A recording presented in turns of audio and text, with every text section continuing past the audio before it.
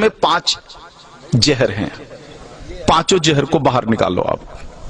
केवल डायबिटीज नहीं, आपके जीवन के सारे रोग खत्म हो जाएंगे। रसोई घर को जो बिगाड़ा है इन लोगों ने, 5 जहर रसोई घर में प्रवेश करा करके बिगाड़ा है। उसमें से उजला आटा यानी गेहूं का आटा, मैदा एक जहर, उजला नमक दूसरा जहर यानी आयोडीन नमक, ये दूसरा जहर है।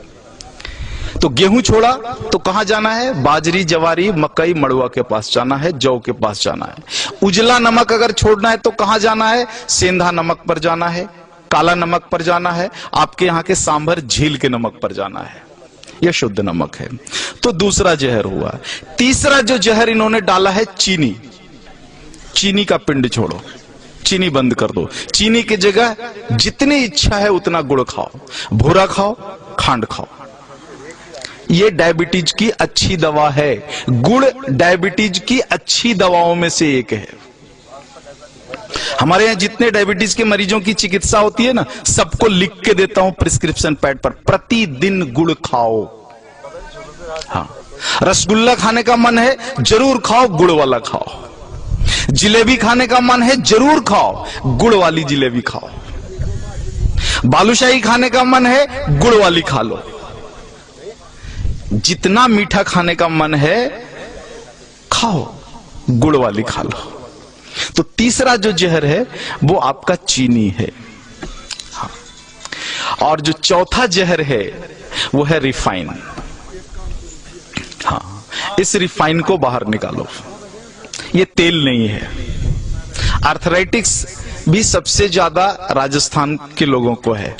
आर्थराइटिक्स, घुटने का दर्द, कमर का दर्द, माताओं को तो है ही, 100% राजस्थानी माताओं को है ये। कारण आपने इस शरीर को तेल और घी तो दिया नहीं, तेल के नाम पर रिफाइन दिया और घी के नाम पर बटर ऑयल दिया। कहते हो घी खाते हैं, लेकिन वास्तव में वो बटर ऑयल है, घी नहीं है। आप कहते हो तेल खाते हैं, तेल नहीं खाते, रिफाइन खाते हो आप। रिफाइन अलग है और तेल अलग है, दोनों एक नहीं हो सकता। तो इस रिफाइन को बाहर निकालो और तेल को लेकर के आ जाओ। तेल सरसों का हो सकता है, तिल का हो सकता है, आपके यहाँ अच्छा राई, सरसों, तिल, ये 3 चीजें तो मैं जानता हूं, और शायद कुछ मूंगफली का भी बढ़िया हो सकता है। ये सारी चीजें हैं। 2 विरुद्ध चीजें हैं, एक सूर्यमुखी और सोयाबीन। इनके चक्कर में मत पड़ना, ये दोनों खतरनाक हैं। तो इस तरह से रसोई घर से अगर कुछ चीजों को आप बाहर निकाल दो। 2 मॉडर्न चीजें हैं, एक प्रेशर कुकर, हाँ, जो आपके रसोई घर का प्रेत है, प्रेत को बाहर निकालो। हाँ, पकती नहीं अनाज, फटती है अनाज। दाल फटता है उसमें, पकता नहीं है। नीचे से ताप और ऊपर से प्रेशर, तुअर का दाल फट जाता है, पकता नहीं है। पकेगा तो मिट्टी की हांडी में धीरे धीरे, सने सने, धीमी आंच पर ही पकेगा। तुअर का पौधा जितने दिन तक मिट्टी में खड़ा रहता है, उसी हिसाब से समय लेगा हांडी में पकने के लिए। जल्दी कैसे पका लोगे आप? नहीं पका सकते।